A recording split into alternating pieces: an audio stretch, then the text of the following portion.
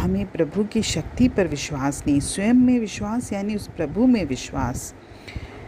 प्रभु की शक्ति का अगर हम बार बार चिंतन करेंगे, उस पर विश्वास करेंगे, तो हमारे हृदय में विराजमान परमात्मा हमारी खुद रक्षा करेगा।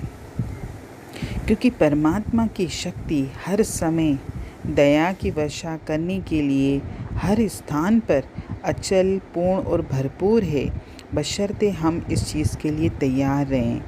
हम चलते फिरते, भोजन करते हुए, काम करते हुए हर पल हर समय उस प्रभु का नाम जपें।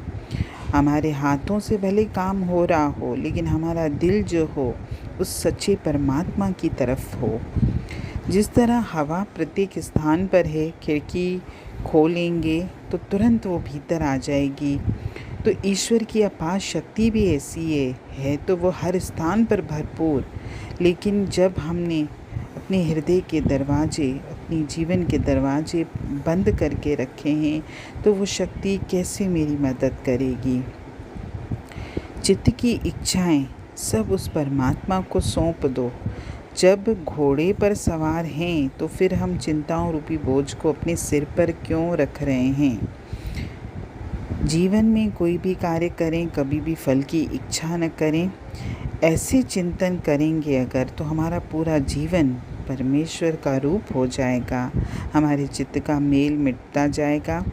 हम सत्य कर्म करते रहेंगे, और जब हम सत्य कर्म करते हैं, जब हम शुभ कर्म करते हैं, तो वो अनाथों का नाथ खुद ही दौड़ता हुआ मेरे पास आएगा।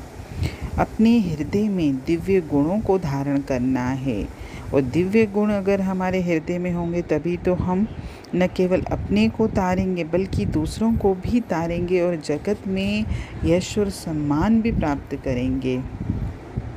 जीवन में ऐसे काम करना है जैसे मैं इस संसार में तो रोते हुए आया था, लेकिन मैं इस संसार से हंसता हुआ जाऊं, और भलाई के काम जो मैंने किए हैं वो मुझे याद नहीं करने, मेरे भलाई के काम दूसरे याद करें।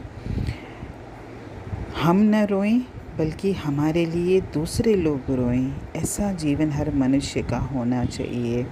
और भलाई जो करता है उससे हमारा खुद का तो भला होता ही है, और उस भलाई का फल ईश्वर न जाने कितने रूपों में मुझे लौटाता है। और भलाई करने के लिए हमने अपने अंतर में जो प्रेम और सहानुभूति पैदा की, उससे हम कितने शुद्ध होते हैं। और शुद्ध प्रेम से ही जीवन में बैर, विरोध, काम, क्रोध जो भी है सब का नाश हो जाता है। और प्रभु तो वैसे भी प्रेम के आधार पर ही है। वो ज्योति स्वरूप निराकार परमात्मा सिर्फ मेरा प्रेम चाहता है। जहाँ मेरा प्रेम हुआ उससे, और उसने अपना हाथ मेरे सिर पर रखा, ये तो हम मूढ़ बुद्धि हैं कि हमें उससे प्रेम नहीं करते। हमारा सारा प्रेम इस संसार के प्रति है। भगवान हर समय, हर परिस्थिति के रूप में मेरी परीक्षाएं लेता भी है, लेकिन ये भी हम अपने जीवन में चेक करें कि जब भी कोई बात हमारे जीवन में आती है तो कोई अदृश्य शक्ति मेरी सहायता भी करती है। जीवन में सुख दुख तो आते ही रहेंगे, और अगर दुख नहीं होंगे तो हम उन्नति कैसे करेंगे, हम आगे कैसे बढ़ेंगे। क्योंकि सुख में तो सब कुछ भूल जाता है व्यक्ति, न संघर्ष करता है और सुखों की नींद में सो जाता है। लेकिन जब दुख आते हैं तभी तो हम आगे बढ़ते हैं, संघर्ष करते हैं और अपने जीवन में उन्नति भी करते हैं। हर समय, चाहे सुबह के समय उठते समय, रात को सोते समय, जितना हो सके उस परमात्मा के लिए प्रार्थनाएं करें, उस परमात्मा से प्रेम करें। क्योंकि प्रार्थना जो होती है प्रेम का ही रूप होती है, और जो भगवान से प्रेम करता है उसके लिए तो कहते हैं कि भगवान जो है भगत के वश में होता है। उस भक्त के लिए भगवान भी कष्ट सहन करता है। लेकिन भगवान में जिसकी प्रीति है और जो उसे मानता है वही उससे प्रेम करेगा। और जब जो ईश्वर से प्रेम करता भी है, जब वो परमात्मा के धाम में जाएगा तो वहाँ जब वो पहुँचेगा तो उसको वापस इस जन्म मृत्यु के चक्कर में नहीं आना पड़ेगा।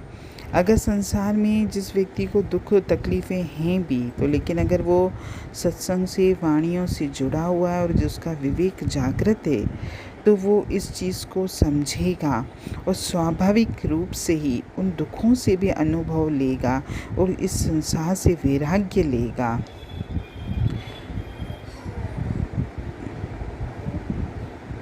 भगवद गीता में भी कृष्ण भगवान ने अर्जुन को बार बार यही उपदेश दिया है कि तुम अपना कर्म करो, तुम फल की चिंता न करो, क्योंकि जो मनुष्य शुभ भाव से, सात्विक भाव से अपने कर्तव्य का पालन करता है, अपना कर्म करता है, तो वो परम पिता परमेश्वर उसको अवश्य उसका फल देगा। हरि ओम।